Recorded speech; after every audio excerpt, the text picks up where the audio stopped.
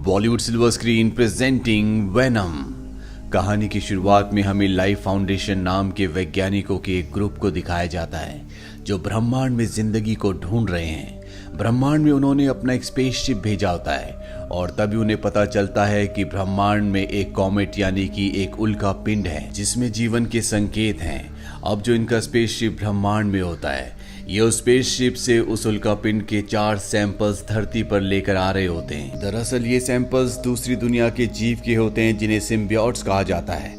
पर इससे पहले कि इनका स्पेसशिप धरती पर लैंड करता, एक सिम्बियोट निकल जाता है जिस वजह से इनका स्पेसशिप मलेशिया में क्रैश हो जाता है। अब जहां पर स्पेसशिप क्रैश हुआ होता है वहां पर पुलिस पहुंचती है और जो सिम्बियोट आजाद हो गया था वो एक आदमी की बॉडी के अंदर एंटर कर जाता है। दरअसल इन सिम्बियोट्स को जिंदा रहने के लिए इंसानों की या किसी भी जीव की बॉडी की जरूरत है, तभी ये धरती पर सरवाइव कर सकते हैं। और जिस इंसान की बॉडी के अंदर वो सिम्बियोट गया होता है उसकी हालत बहुत ज्यादा खराब हो जाती है, इसीलिए उसे एम्बुलेंस से इस जगह से ले जाया जाता है।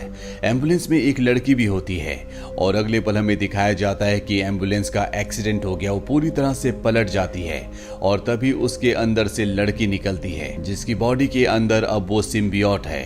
इस सिम्बियोट का नाम राइट होता है। दरअसल जिस इंसान के अंदर पहले सिम्बियोट गया था उसने उस इंसान की बॉडी को छोड़कर इस लड़की की बॉडी पर अपना कब्जा कर लिया है और अब इस सिम्बियोट को, जिसका नाम राइट है, उसे पता है कि उसे सैन फ्रांसिस्को जाना है जहां पर लाइफ फाउंडेशन है। वहीं दूसरी तरफ हमें एडी नाम के एक बहुत ही बेहतरीन रिपोर्टर को दिखाया जाता है जो अपनी कंपनी का स्टार रिपोर्टर है।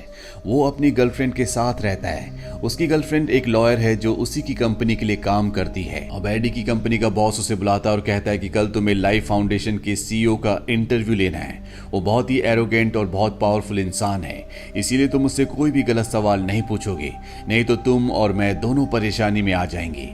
एडी अपने घर वापस आ जाता है और तभी वो देखता है कि उसकी गर्लफ्रेंड के लैपटॉप पर एक मेल आया है जो कि कॉन्फिडेंशियल मेल होता है। उस मेल में लिखा होता है कि लाइफ फाउंडेशन धरती पर जिन सिम्बियोटिक्स को लेकर आई है वो उनका इस्तेमाल, उनका एक्सपेरिमेंट इंसानों के ऊपर कर रही है जिससे कई इंसानों की जान जा रही है। हमें जल्द से जल्द इसे रोकना होगा।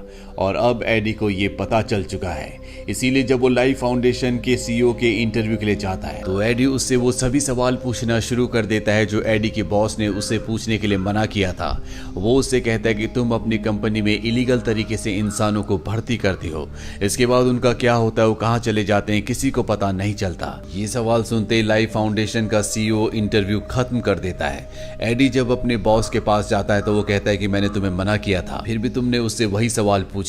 वो हमारी कंपनी को खरीद के बंद कर सकता है, इसीलिए मुझे तुम्हें जॉब से निकालना होगा। एडी को जॉब से निकाल दिया जाता है, साथ ही उसकी गर्लफ्रेंड जो कि उसकी मंगेतर है उसे भी जॉब से निकाल दिया जाता है। इस बात से वो एडी से बहुत ज्यादा नाराज हो जाती है और कहती है कि अब हमारा ब्रेकअप हो चुका है। वहीं हमें लाइफ फाउंडेशन कंपनी के सीईओ को दिखाया जाता है जो सिम्बियोट को एक खरगोश की बॉडी के अंदर डालता है। कुछ देर तक तो खरगोश की बॉडी के अंदर रहता है, लेकिन इसके बाद खरगोश की जान चली जाती है और लाइफ फाउंडेशन कंपनी का सीईओ किसी भी कीमत पर हार नहीं मानना चाहता, इसीलिए एक आदमी को कांच के बहुत बड़े बॉक्स के अंदर डालता है और उसके अंदर सिम्बियोट को छोड़ता है। सिम्बियोट उसकी बॉडी के अंदर एंटर कर जाता है। कुछ देर तक तो वो उसकी बॉडी के अंदर रहता है, लेकिन जब वो उस इंसान की बॉडी के अंदर एडजस्ट नहीं हो पाता तो वो उस इंसान की जान ले लेता है। यहीं पर एक वैज्ञानिक होती है जिसका नाम डोरा है। डोरा को देखकर बिल्कुल भी अच्छा नहीं लगता क्योंकि मासूम लोगों की जान जा रही होती है, इसीलिए वो एडी के पास जाती है और लाइफ फाउंडेशन की पूरी सच्चाई उसे बताती है।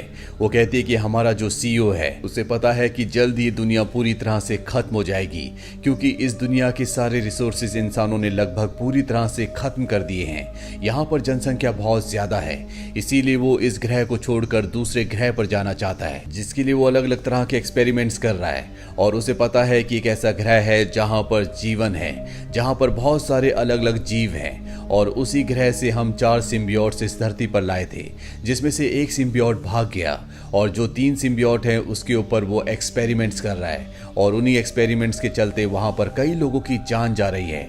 मैं चाहती हूँ कि तुम उसका भांडा फोड़ दो। एडी उसकी बात मान जाता है और वो उस लैब में पहुंच जाता है जहां पर ये सभी एक्सपेरिमेंट्स हो रहे होते हैं। वहां पर उन सभी लोगों की फोटो खींचता है जिन पर एक्सपेरिमेंट्स किए गए होते हैं, और तभी वो देखता है कि उसकी एक दोस्त को भी यहाँ पर कैद किया गया है जिसके ऊपर एक्सपेरिमेंट हो चुका है। वो किसी तरह से उस ग्लास को तोड़ता है। उसकी दोस्त उसके ऊपर हमला कर देती है क्योंकि उसके अंदर भी सिम्बियोट होता है, लेकिन तभी उसकी दोस्त के अंदर जो सिम्बियोट होता है, जिस सिम्बियोट का नाम वेनम है, वो एडी के अंदर आ जाता है। अब यहाँ पर शोरगुल सुनकर गार्ड्स आ जाते हैं जो एडी का पीछा करते हैं, लेकिन एडी के शरीर में अब बहुत ज्यादा फुर्ती आ चुकी होती है, इसीलिए वो गार्ड से बचकर वापस अपने घर आ जाता है।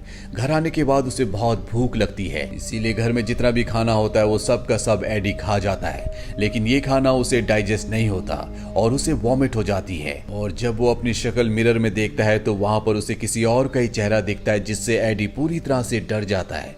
अब वो अपनी गर्लफ्रेंड के पास जाता है जो अब एक नए लड़के को डेट कर रही है। वो उसे अपने बारे में सब कुछ बताना शुरू करता है और तभी वहां पर वेटर आता है। इसके बाद एडी उससे खाना छीन कर खाने लगता है।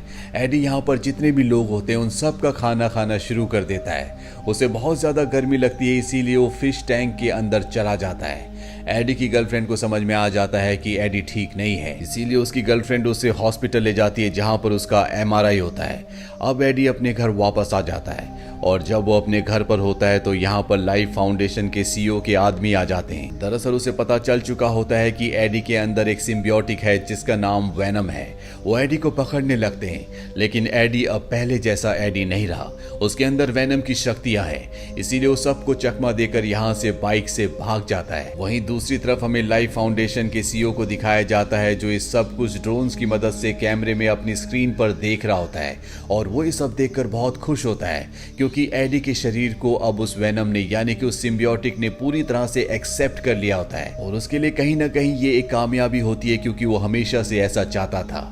वहीं उसके लोग जब एडी का पीछा कर रहे होते हैं तो उसकी बाइक का एक्सीडेंट हो जाता है जिसमें उसके हाथ और पैरों की उंगलियां टूट जाती है। और अगले पल उसके अंदर जो वेनम का सिम्बियोटिक है वो उसके हर एक घाव को पूरी तरह से रिकवर कर देता है। और इसके बाद हम एडी को देखते हैं जो पूरी तरह से अब वेनम में बदल चुका है।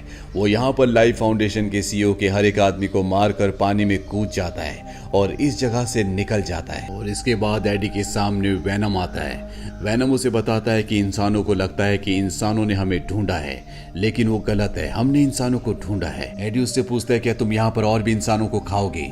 वेनम कहता है कि इसीलिए हम यहाँ पर हैं, तुम मेरा साथ दो, बदले में तुम जिंदा रह सकते हो, तुम मेरी पावर्स का इस्तेमाल कर सकते हो। मुझे लाइफ फाउंडेशन कंपनी के सीईओ के गले में जो लॉकेट है उस लॉकेट को हासिल करना है। वहीं दूसरी तरफ लाइफ फाउंडेशन कंपनी के सीईओ को दिखाया जाता है जो अपनी लैब में होता है। यहाँ पर एक सिम्बियोटिक मारा जाता है जिससे उसे बहुत गुस्सा आता है। तभी वहाँ पर एक छोटी बच्ची आती है जिसे वो देखकर कहता है कि तुम्हें यहाँ पर नहीं होना चाहिए। वो बच्ची उसे हाथ लगाती है। दरअसल उसकी बॉडी में भी एक सिम्बियोटिक होता है जो अब उसके अंदर चला जाता है। वहीं दूसरी तरफ एडी को दिखाया जाता है जिसके पास अब लाइफ फाउंडेशन कंपनी के सीईओ के खिलाफ सारे के सारे सबूत है, इसीलिए वो उस न्यूज़पेपर के ऑफिस में जाता है जहां पर वो कभी जॉब किया करता था, और वो सारे सबूत टेबल पर रखकर यहाँ से निकल ही रहा होता है कि यहाँ पर स्वॉट की टीम आ जाती है। वो एडी को घेर लेती है, पर इससे पहले कि वो एडी को पकड़ती, एडी के अंदर जो वेनम होता है वो बाहर आ जाता है और वो एक एक करके सभी स्वॉट के ऑफिसर्स को बहुत बुरी तरह से मारता है। और अब वो एक स्वॉट के ऑफिसर को खाने वाला होता है कि तभी यहाँ पर एडी की गर्लफ्रेंड आ जाती है, जिसे देखकर वेनम दोबारा से एडी के रूप में आ जाता है। एडी उसे कहता है कि तुम्हें यहाँ पर नहीं होना चाहिए था। वो कहती है कि तुम्हें मदद की जरूरत है, तुम मेरे साथ चलो।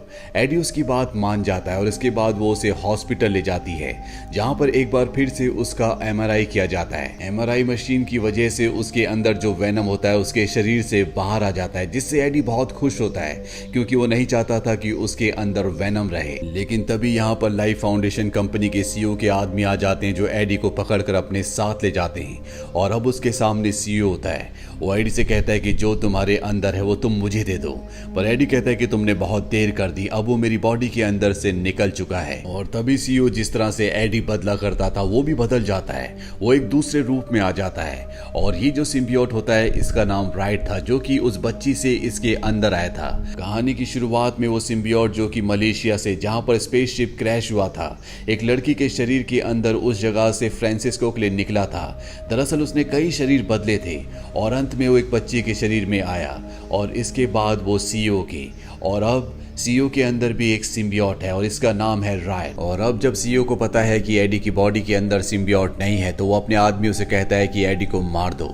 उसके आदमी एडी को जंगल में ले जाते हैं और इससे पहले कि वो एडी को मारते यहाँ पर एडी की गर्लफ्रेंड आ जाती है जिसके अंदर अब वेनम है। वो यहाँ पर सबको मार देता है और इसके बाद वेनम वापस से एडी की बॉडी के अंदर आ जाता है। और अब एडी को और वेनम को पता है कि सीईओ के अंदर जो सिम्बियोटिक है जिसका नाम रायट है उसके और सीईओ के बीच में एक एग्रीमेंट हुआ है। सीईओ उसे उसके प्लेनेट में ले जाएगा ताकि और भी सिम्बियोट को यहाँ धरती पर लाया जा सके। और एक बार अगर दूसरे सिम्बियोटिक यहाँ धरती पर आ गए तो धरती से वो पूरी तरह से जीवन को खत्म कर देंगे। इसीलिए वेनम और एडी फैसला करते हैं कि वो सीईओ को किसी भी कीमत पर रोकेंगे।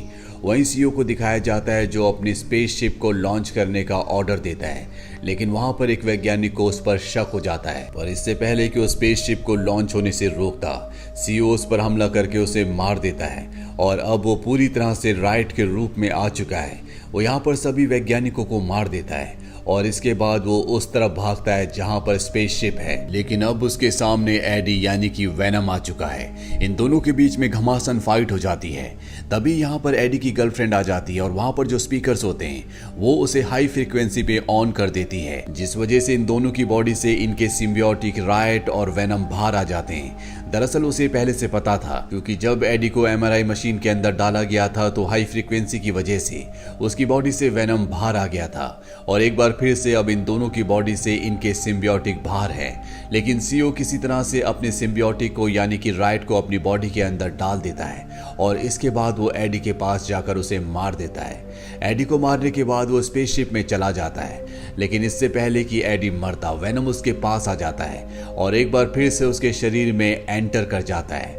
वहीं स्पेसशिप को दिखाया जाता है जो अब आकाश की तरफ बढ़ चुका है, यानी कि वो लॉन्च हो चुका है। पर इससे पहले कि वो वेनम और एडी की पहुंच से दूर जाता, वेनम उस पर चढ़कर उसके पेट्रोल टैंक को पूरी तरह से चीर देता है, जिससे एक बहुत बड़ा ब्लास्ट होता है। और इस ब्लास्ट में सीईओ और उसके साथ जो सिम्बियोटिक है जिसका नाम राइट है वो दोनों के दोनों मारे जाते हैं। एडी जब नीचे गिर रहा होता है तो आग की वजह से, जिससे सिम्बियोटिक हमेशा दूर रहते हैं, वेनम की भी मौत हो जाती है। वो एडी के शरीर से अलग हो जाता है।